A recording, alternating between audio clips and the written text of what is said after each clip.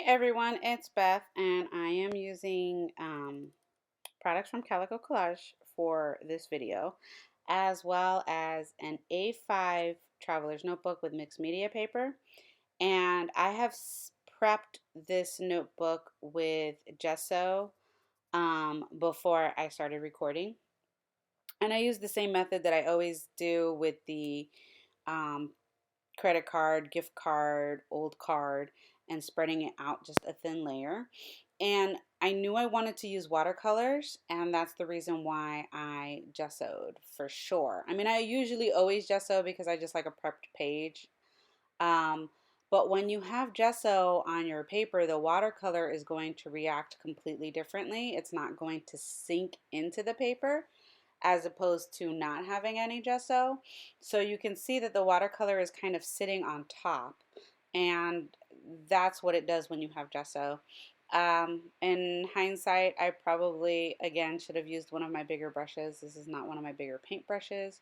So that's why you see me constantly going back and forth between my cup of water there that I have off to the side and adding more water and adding more paint.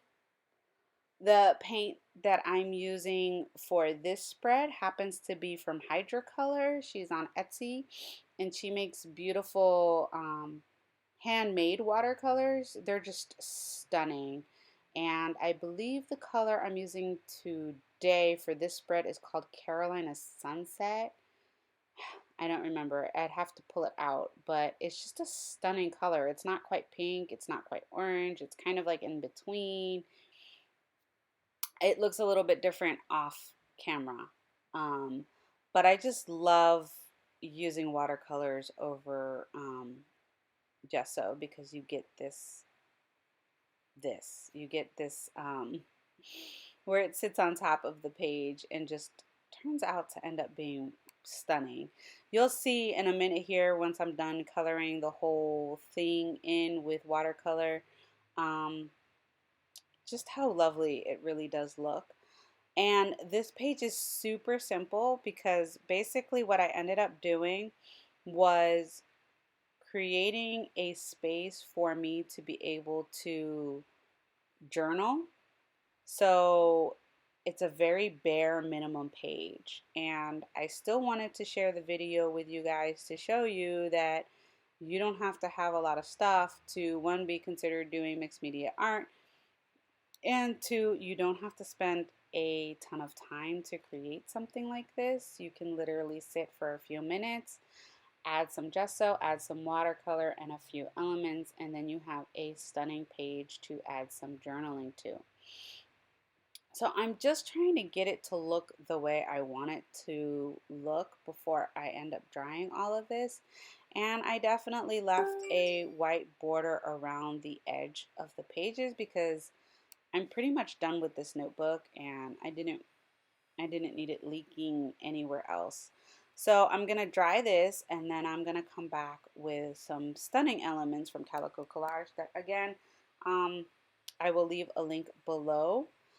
Here what I'm doing is I had all this extra water and paint sitting there, so I tilted my book up and then dried it so that it would dry that way, and then I'm mopping up the dots of extra paint and water so that I didn't have these huge dots that wouldn't dry on the page.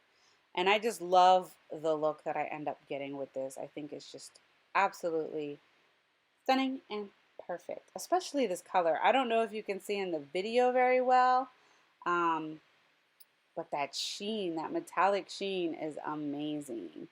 So if you haven't checked out Hydrocolor or you haven't checked out metallic watercolors, I highly recommend that you do that because they just give a completely different look to your art journal spreads, your uh, regular journaling spreads, whatever you like to use your watercolors on. It's just a completely different look. So I'm going to go ahead and put this to the side, and I'm going to grab the elements that I have already cut out from this page.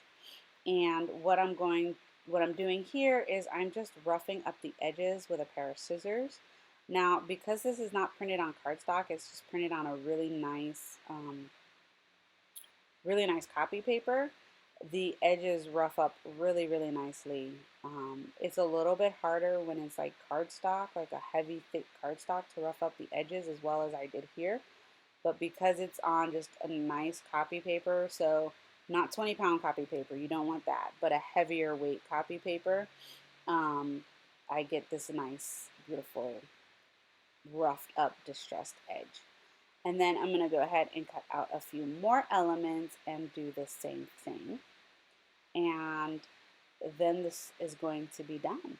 So what I'm really going to do here is just play some music for you because nothing special is really going on, so that you can see the finished outcome.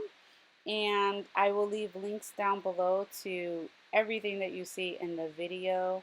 And I definitely hope that you will give some art journaling a try if you haven't already. And if you have been art journaling, I hope that my videos are inspiring you and motivating you to just get in your room and get a little crafty. So again, those are all cut out, and then I'm just going to rough up the edges here. And that is it. Please, if you enjoyed this video, give it a thumbs up and hit that subscribe button if you haven't already. I really, really would appreciate it. And let me know in the comments if you're art journaling now during this time, or if you're having a hard time art journaling. Let me know so we can talk and chat. All right, that's it for me. Bye.